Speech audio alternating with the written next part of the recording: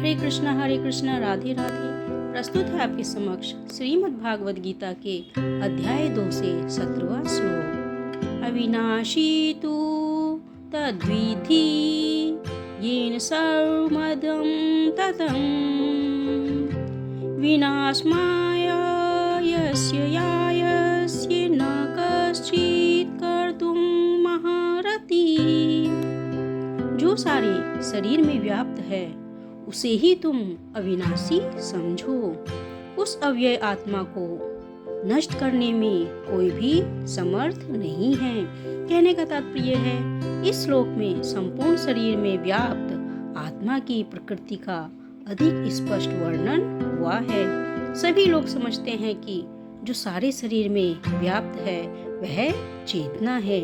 प्रत्येक व्यक्ति को शरीर में किसी अंश या पूरे भाग में सुख दुख का अनुभव होता है, किंतु चेतना की यह व्याप्ति किसी के शरीर तक ही सीमित रहती है। यह शरीर सुख तथा दुख का बोध दूसरे शरीर को नहीं हो पाता है। फलतः प्रत्येक शरीर में व्यष्टि आत्मा है और इस आत्मा की उपस्थिति का लक्षण व्यष्टि चेतना द्वारा परिलक्षित होता है।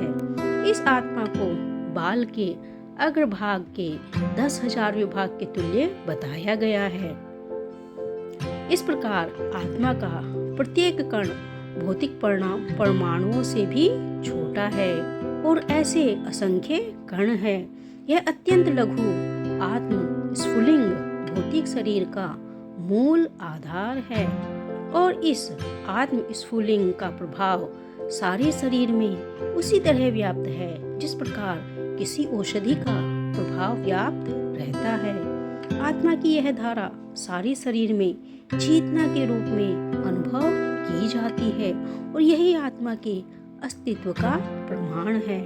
सामान्य से सामान्य व्यक्ति भी समझ सकता है कि यह भौतिक शरीर चेतना रहित होने पर मृतक हो जाता है और शरीर में इस चेतना को किसी भी भौतिक उपचार से वापस नहीं लाया जा सकता। अतः यह चेतना भौतिक संयोग के फलस्वरूप नहीं है, अपितु आत्मा का कारण है।